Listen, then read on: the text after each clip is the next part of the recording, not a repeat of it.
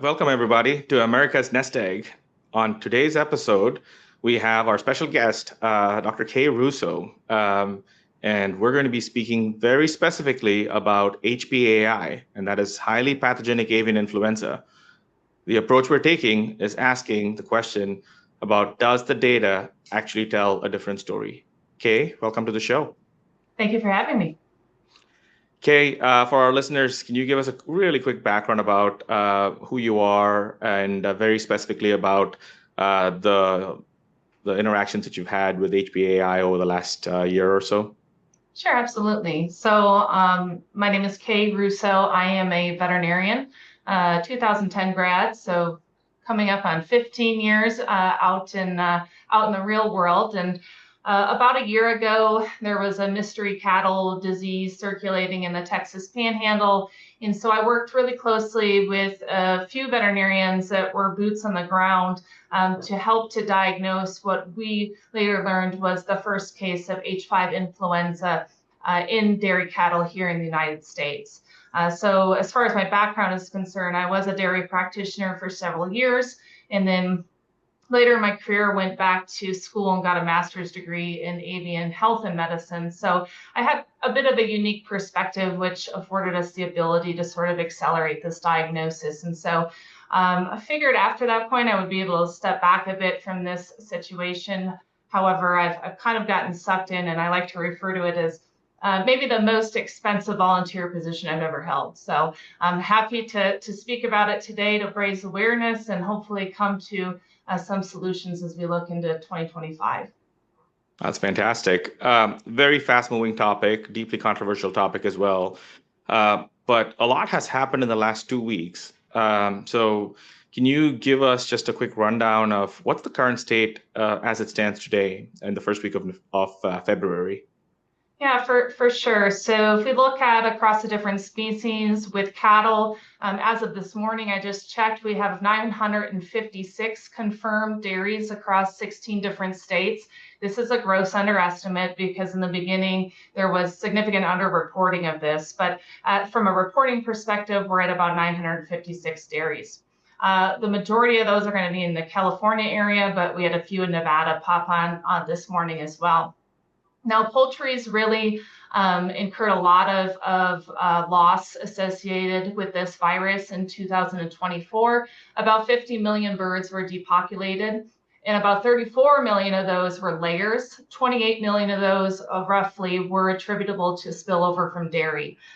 So in January of 2025, so just in basically the last 4 weeks alone, we've lost 13 million layers in the US, which is greater than what we lost in 2023.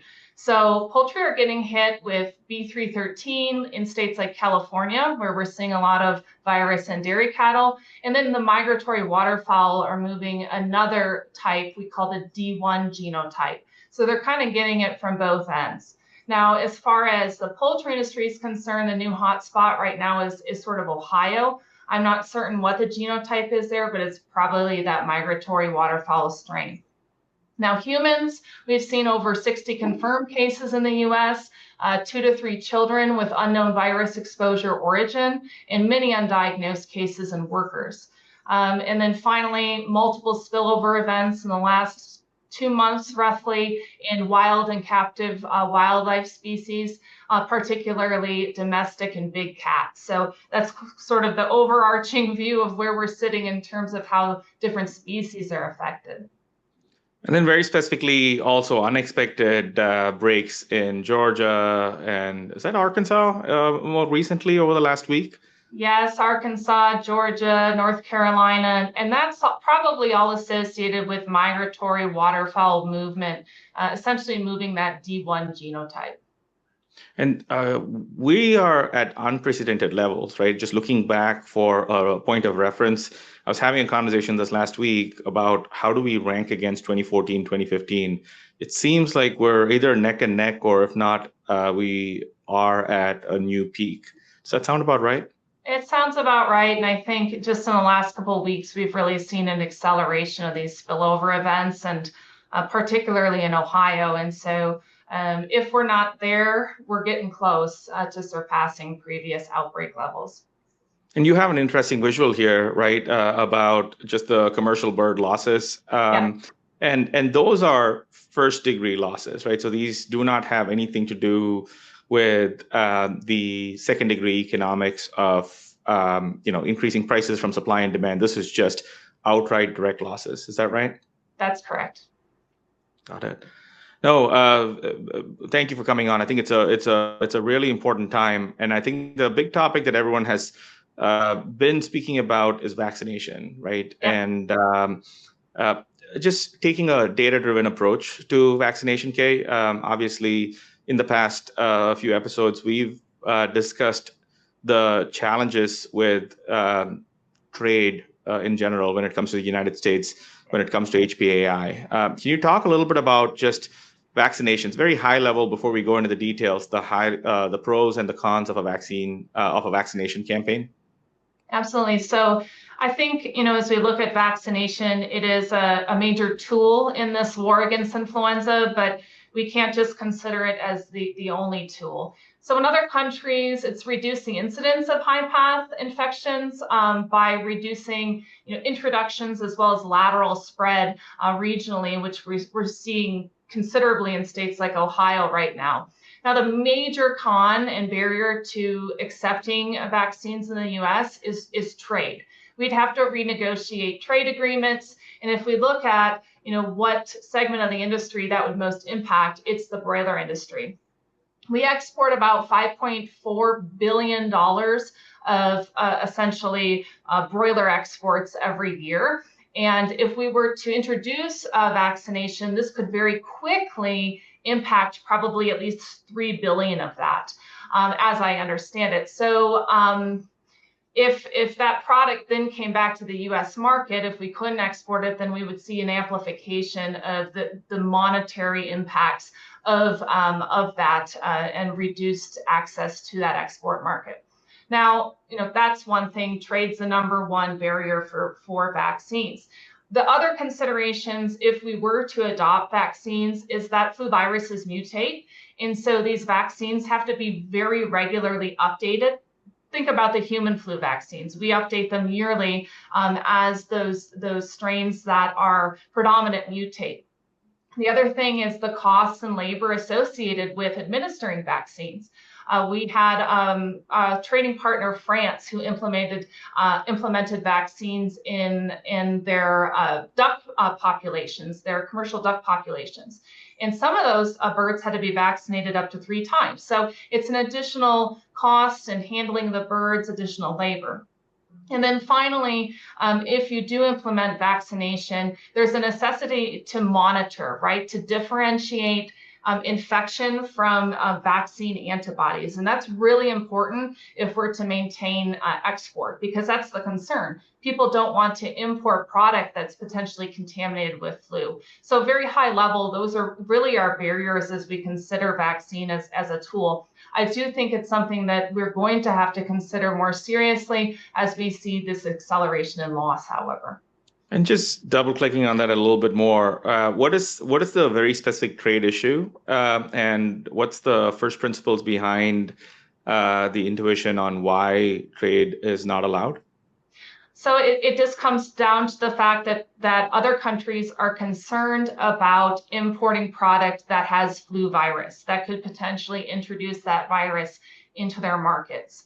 And so it comes down to that, and then also just sitting down and renegotiating those trade agreements. It's my understanding, and I'm not as well versed in this, that this is can kind of be used as a weapon in a sense, right, to close export markets, good, bad, or indifferent, and so that's something we want to avoid. And so in my mind, those discussions start at the political level as opposed to the scientific level, and so hopefully we'll start to see some moving and shaking on that in the coming weeks and months. Got it. And just as a non-scientist that works with a lot of scientists, when they start building a lot of these vaccine repositories, is the idea to have them to be cross-protective, or do they have individual vaccines against each of these individual genotypes? Right now, what are the ones that are available? Even though we we don't use them in the US for trade issues. Can you talk a little bit about how are these vaccine repositories built? And so essentially, the goal is to, let me back up. With flu vaccines, we can't use modified live vaccines. And so we're tending to rely on technologies such as kill virus vaccines or recombinant vaccines. And with that, you have to have what we call a close antigenicity to the circulating strains. And so if they're too distant, then the vaccine is not going to provide adequate coverage for the virus that's circulating. And so there was a recent announcement, I think within the last couple of weeks, from USDA that they are reevaluating the vaccine that they have in stock for emergency situations, and including and updating some of the more pertinent genotypes that we're seeing circulated, such as this D1 that's being moved by migratory waterfowl. Now, the major concern here too is that vaccine companies don't want to continue investing in updating vaccines if we're never going to actually pull the trigger on it. And so I think it's something that we need to strike a balance in keeping things updated, but also, ultimately having an incentive for these companies to do so. And given the complexity and the logistics of what you just described previously around vaccination, what would be a good logical first place to start? So ultimately, the logical place to start in terms of birds themselves is in layers, right? Because that's where we're seeing most of the losses are in layers and in turkeys. But realistically, the conversations are going to have to start at the regulatory and political level. Can you talk a little bit about the dairy markets as well? Because that's a big export market as well, right? And the way that HPAI is managed in dairies is very, very different. Can you talk a little bit about, is there any, what's the current understanding of when it comes to vaccination of dairies? I think that is essentially uncharted territory, right? And there's been a lot of question as to whether vaccinating dairy cattle would have implications on dairy exports, beef exports, or poultry exports. And so ultimately, as we're looking at this outbreak unfold, it's becoming a little bit clearer that cattle may end up being an endemic host for this virus. And so as we look at endemic hosts, we've got potentially cattle now, we've got migratory waterfowl. The viral ecology of this is getting far more complex. And so how are we able to reduce the loads that are being shed by these endemic hosts? And in cattle, it makes sense to implement vaccination.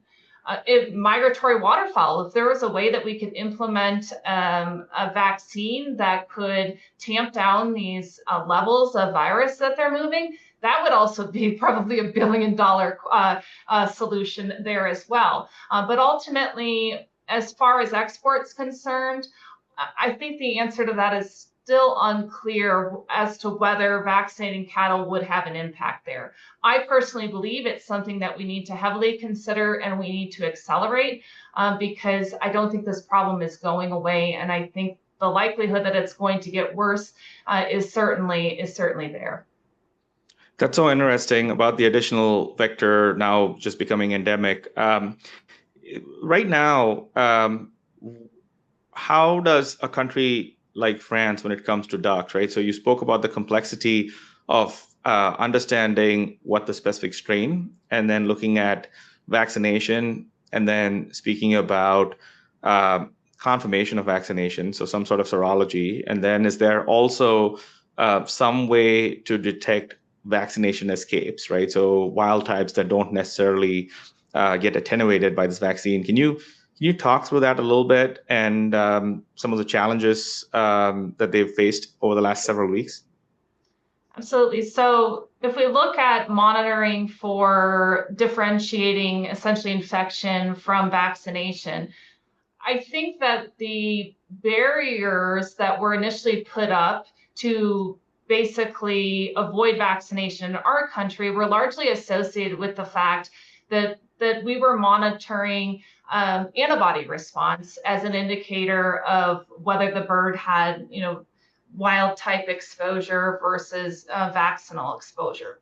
But now with more molecular methods, such as PCR, for instance, and whole genome sequencing, we have tools, molecular tools, that help us to more adequately differentiate between infection versus vaccine. Now, if we look at more traditional antibody type response, we can look at the neuraminidase portion because, say, the vaccine has one neuraminidase and the circulating virus has another neuraminidase. So you can look at the antibody response to that. Without getting too much more into the weeds, the high level takeaways from this is that there is significant monitoring that is required. So a lot of samples that have to be taken, and that comes with additional cost as well in order to differentiate. And so with introducing vaccines, we also have to introduce a plan for monitoring, which will add additional dollars and cents and labor. However, that's part of keeping these export markets open is being able to send product to other countries with an assurance that this does not come with a contamination. And so I don't think that's insurmountable, but it just comes with more logistics and testing. No, and one of the topics that we see on the commercial side is the importance of context, right? So it's the test, and there are a number of tests that are available, but the specific example that you were speaking to me backstage was about just being able to know what test is subclinical. We were talking about dairy. So it'd be very useful, Kay, maybe you can talk us through not just the tests that you spoke about, but perhaps how that context, if utilized, can actually lead to a different outcome as opposed to just saying it's there and not there. So Arjun, just to clarify, are you speaking specifically about dairy infections at this time? Yeah, I'm using the dairy infection because this was the NMPF had put out this very specific outcomes-based monitoring, right? So, which is basically saying, hey, this is not just a diagnostic test, but this diagnostic test, when done at a subclinical level, here are some things that can be done. I think that seems to be where a lot of this is moving. So perhaps you can talk us through that as an example, and then maybe we could speculate a little bit about. Given the world of broilers, is there perhaps an equivalent way of thinking through the same paradigm? Absolutely. So when we started to try to define the disease progression in dairy cattle, there was some initial work that was done that essentially monitored levels of the virus in the bulk tank. So the bulk tank is the tank on the farm where all the lactating cow's milk goes into. And we quickly realized that the virus had very heavy concentrations in milk. And so there were a few researchers, such as Dr. Drew Magstad at Iowa State, who started to do some serial monitoring of these bulk tanks. And what we quickly realized, and I think there will be a graphic that is shown with this, is essentially that the levels of virus that were present in the bulk tank popped, so they preceded the actual clinical signs on that operation. And so the time duration before clinical signs could even be a matter of weeks. And so as we started to define this better in states such as California, they recognized very quickly that they could serially monitor some of these dairies, determine when they get infected, and start to mobilize the necessary resources in order to manage those infections. Because as these herds got hit, there were a large percentage of animals that were affected and required basically supportive care throughout the duration of this infection. So much more labor, and then also the consideration of what do we need to do to reduce the spread to neighboring operations, given that we know early that we're infected. So really it was a nice predictor for mobilizing these resources. And also, as we consider the level that these dairies are shedding and lateral spread, it could provide basically an ability to try to stop that lateral spread. Unfortunately, the rule book's been a bit different on the dairy side in managing this virus than it has on the poultry side, in that quarantine still allows for the movement of a lot of animals on and off these operations. And so at present, we're still seeing significant lateral spread once this virus gets into a geography, both between dairies and between dairies and poultry operations. And so even though we have this predictor, I don't think that we've been fully able to utilize it at this time. And my understanding, and I could be completely wrong about this, is the current monitoring program does not set itself up for these leading indicators. Is that right? Or is that actually available now in the market? So from a national level, it did not allow for that, but you saw certain states such as California, states like Colorado, that started to enlist basically a weekly bulk tank testing requirement for dairies. And in those states, they were more quickly able to identify infected operations. Now we see this NMTS program, which is being rolled out now, that's coming out in stages, that essentially is starting at testing the silos at the milk processing plant, and then from there, sort of drilling down into positives, trying to inevitably identify infected dairies. Unfortunately, this program it basically came to fruition too late. This virus has spread significantly across many different states. However, I hope that it will prevent new infections, for instance, in states that are yet unaffected, or if they do find them, we find them a bit sooner, and so that we can hopefully reduce that lateral spread that we've seen in other states. Is there a parallel, Kay, for something similar to this on the broiler side, or is it more apples and oranges because of how we deal with we do a lot of passive monitoring right now, right? But it's still just looking for presence and absence.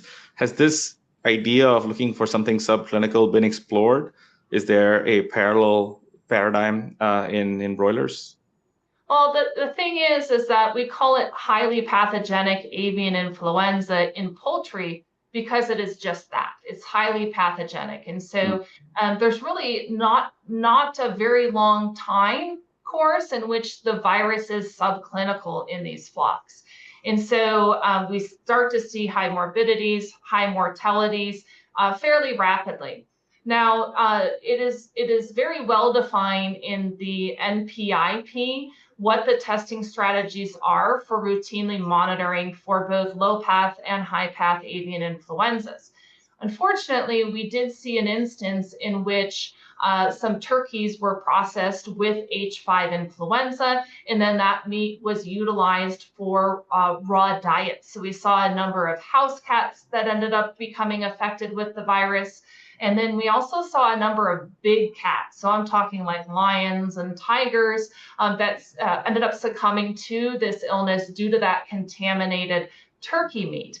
And so we're seeing some shift in policy within the last couple of weeks as a response to that. So in Minnesota and South Dakota, they are now requiring testing within 72 hours of processing to ensure that those birds are not infected in bringing that virus into the processing plant and providing a food safety risk. Now, I believe we probably need a more point of care, on-site, rapid test, a molecular test probably that is reliable. And I know that the USDA wants to control a lot of this testing through the Nolan labs, but if there were a balance we could strike by utilizing a point of care test, say that took a couple of hours to run, associated with the processing plant even prior to processing, and fed that information up to the USDA, I think that would be even better, providing us with some real-time results to avoid these instances like we saw with the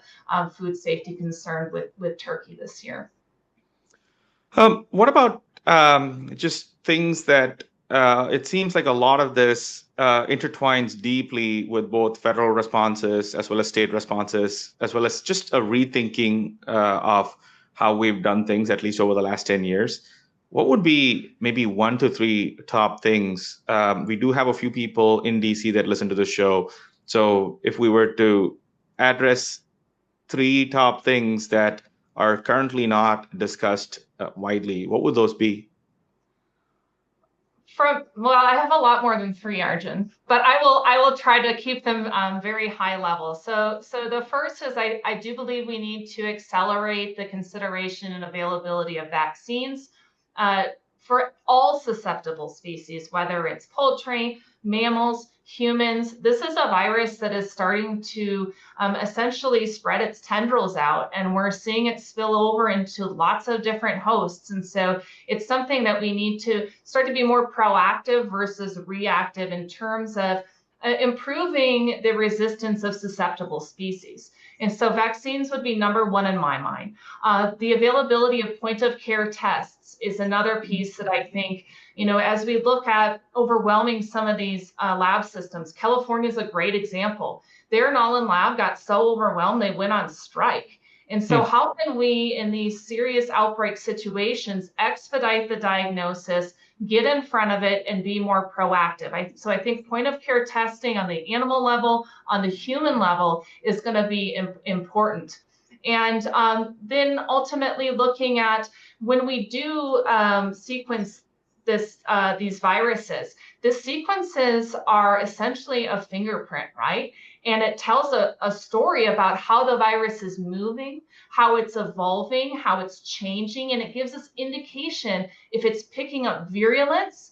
And we need to be more concerned about the virus in humans, for instance, or in other species. And so at this point, that information's been pretty well guarded. And although the sequences are dumped out, there's no metadata associated with it. So metadata, I mean like location, where the virus was recovered, and the timestamp of when the virus was recovered, because this allows us to see how it's changing. And so ultimately, as the scientific community is looking at this, that is a major impediment to really understanding what this virus is doing in real time. And also looking at that, as we talked about vaccines, it lets us know if what we have in our vaccine arsenal is going to match what the dominant circulating strain is. So really three things in my mind: vaccination, the availability of point of care tests, and more timely access to metadata, I think would go a long way in getting in front of this virus. Kay, thank you so much for coming on. This has been tremendous. So just to quickly recap, it seems like we are on an escalating curve when it comes to the complexity of the challenge with avian influenza right now. And it seems like vaccines need to be considered as a part of a overall solution over here. And then the other big thing that we spoke about is how dairy cattle have become an endemic host, and we do need to consider those as a new potential vector that's here to stay. And you also touched on some of the various strains and the various vectors that bring them in. We spoke a little bit about the lack of context and how having some of that context, be it the metadata about where these are found, or even the stage of life, could prove to be pretty resourceful. And then lastly, you spoke about the three key points that you just laid out from a federal or from a state response. These seem like things that we need to be thinking deeply about, but also moving very, very quickly. Anything that I missed, Kay? Anything that you'd like to add here as we wrap up?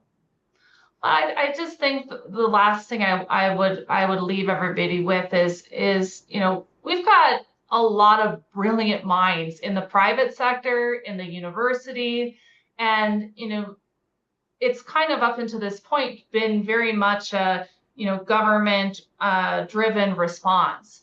And I'm a let's cut through the red tape type of person. And I think that in order to properly address this outbreak, we need to do it utilizing some of those brilliant minds, reaching across the aisle, allowing us to enlist some of the scientists that basically specialize in this. And we need to do it based a little bit less on politics and more on the clinical acumen of the folks that are in the field, the scientists, both public and private, and most of all, pragmatism, right? That's the only way we're going to get through this. And this is not a US only problem. And so I believe the regulatory winds will shift.